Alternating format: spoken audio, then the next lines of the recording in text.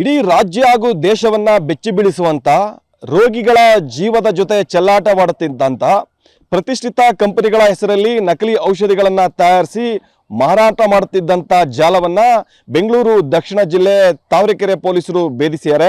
ಆ ಒಂದು ನಕಲಿ ಔಷಧಿಗಳನ್ನು ತಯಾರಿಸಿದಂತ ಸ್ಥಳದ ಬಳಿ ಇದ್ದೀನಿ. ನೀವು ಕೂಡ ದೃಶ್ಯದಲ್ಲಿ ನೋಡಬಹುದು. ಈ ಒಂದು ಸ್ಥಳ ಬೆಂಗಳೂರು ಹೊರವಲಯದಲ್ಲಿರುವಂಥ ಬೆಂಗಳೂರು ದಕ್ಷಿಣ ತಾಲೂಕಿನ ದೊಡ್ಡೇರಿ ಗ್ರಾಮದ ಬಳಿ ಇರುವಂಥ ಒಂದು ಫಾರ್ಮ್ ಹೌಸ್. ಈ ಒಂದು ಫಾರ್ಮ್ ಹೌಸ್ ಹೊರಭಾಗದಿಂದ ನೋಡಿದ್ರೆ ಸುಂದರವಾದಂಥ ಫಾರ್ಮ್ ಹೌಸ್ ಅಂತ ಕಂಡುಬರುತ್ತೆ. ಆದರೆ ಇದರ ಒಳಭಾಗಕ್ಕೆ ಹೊಕ್ಕಂಥ ಸಂದರ್ಭದಲ್ಲಿ ದೊಡ್ಡದಾದಂಥ ಬೃಹತ್ ಆದಂಥ ನಕಲಿ ಔಷಧಿಗಳನ್ನು ತಯಾರಿಸಿದಂಥ ಕಾರ್ಖಾನೆಯೇ ಇಲ್ಲಿ ನಿರ್ಮಾಣ ಆಗಿತ್ತು.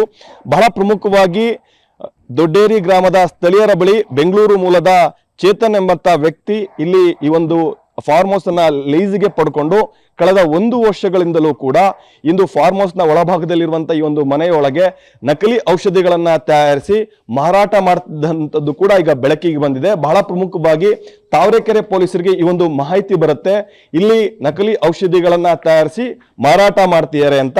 ಈ ನಿಟ್ಟಿನಲ್ಲಿ ನಿನ್ನೆ ದಾಳಿಯನ್ನ ನಡೆಸಿದಂತಹ ಸಂದರ್ಭದಲ್ಲಿ 6 ಕೋಟಿ ರು ಮೌಲ್ಯದ ನಕಲಿ ಔಷಧಿಗಳು ಕೂಡ ಪತ್ತೆ ಆಗಿರುವಂಥದ್ದು.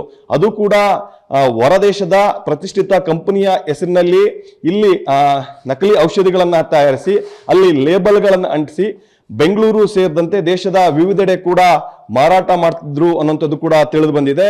ಈ ನಿಟ್ಟಿನಲ್ಲಿ ಈಗ ಪೊಲೀಸರು ದಾಳಿ ಮಾಡಿದ ನಂತರದಲ್ಲಿ ಸುಮಾರು 6 ಕೋಟಿ ರು ಮೌಲ್ಯದ ನಕಲಿ ಔಷಧಿಗಳು ಕೂಡ ಪತ್ತೆ ಆಗುತ್ತೆ.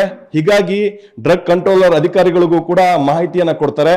ಜಂಟಿಯಾಗಿ ತಪಾಸಣೆ ನಡೆಸಿದಂತ ಸಂದರ್ಭದಲ್ಲಿ ಆರೋಗ್ಯ ಇಲಾಖೆ ಅಧಿಕಾರಿಗಳೇ ಕೂಡ ಬೆಚ್ಚಿ ಬೀಳುವಂತ ಅಂಶ ಕೂಡ ಬೆಳಕಿಗೆ ಬಂದಿರುವಂತದ್ದು.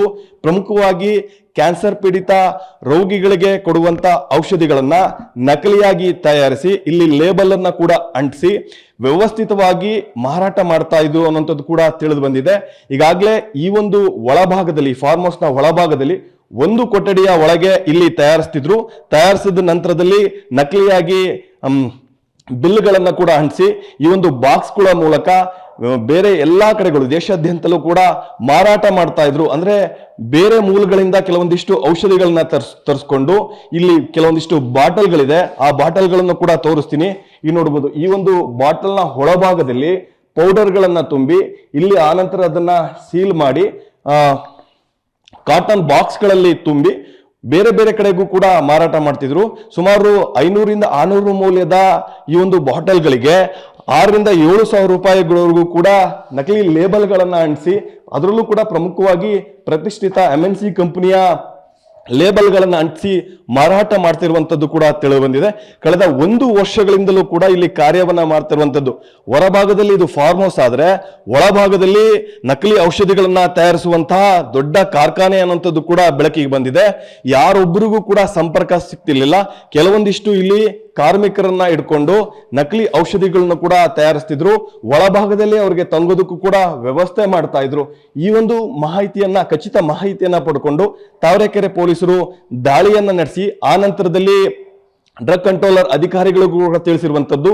ಈಗ ಒಳಭಾಗದಲ್ಲಿ ಇದ್ದಂತ ಅಂದ್ರೆ ನಕಲಿ ಔಷಧಿಗಳನ್ನ ತಯಾರಿಸ್ತಿದ್ದಂತ ಮಷೀನ್ ಆಗಿರ್ಬೋದು, ಕಚ್ಚಾ ವಸ್ತುಗಳಾಗಿರ್ಬೋದು, ಬಾಟಲ್ಗಳಾಗಿರ್ಬೋದು, ಎಲ್ಲವನ್ನೂ ಸೇರಿದಂತೆ ಸುಮಾರು 6 ಕೋಟಿ ರು ಮೌಲ್ಯದ ವಸ್ತುಗಳನ್ನ ಈಗ ವಶಕ್ಕೆ ಪಡ್ಕೊಂಡಿರುವಂತದ್ದು. ಜೊತೆಗೆ ಪ್ರಕರಣಕ್ಕೆ ಸಂಬಂಧಪಟ್ಟಂತೆ ಈಗಾಗಲೇ ಓರ್ವ ಆರೋಪಿಯನ್ನು ಕೂಡ ಬಂಧಿಸಿರುವಂತದ್ದು. ಪ್ರಕರಣದ ಕಿಂಗ್ ಪಿನ್ ಚೇತನ್ ಈಗ ತಲೆಮರೆಸ್ಕೊಂಡಿದ್ದಾನೆ ಕೂಡ ಹೇಳಲಾಗ್ತದೆ. ಜೊತೆಗೆ ಈ ಒಂದು ಜಾಲ ದೇಶಾದ್ಯಂತಲೂ ಕೂಡ ದೊಡ್ಡ ಮಟ್ಟಿಗೆ ಹರಡಿದೆ.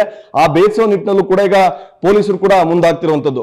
ಒಟ್ಟಾರೆ ರೋಗಿಗಳ ಜೀವದ ಜೊತೆ ಚೆಲ್ಲಾಟವನ್ನಾಡಿ ಇಡೀ ದೇಶವನ್ನೇ ಬೆಚ್ಚಿ ಬೀಳಿಸುವಂತ ನಕಲಿ ಔಷಧಿಗಳನ್ನ ತಯಾರಿಸಿದಂತ ಜಾಲವನ್ನ ತಾವರೆಕೆರೆ ಪೊಲೀಸರು ಭೇದಿಸಿ ತನಿಖೆಯನ್ನ ಮುಂದುವರಿಸಿದ್ದಾರೆ. ಕ್ಯಾಮರಾ ಪರ್ಸನ್ ಸಂದೀಪ್ ಜೊತೆ ಪ್ರಶಾಂತ್, TV9 ರಾಮನಗರ.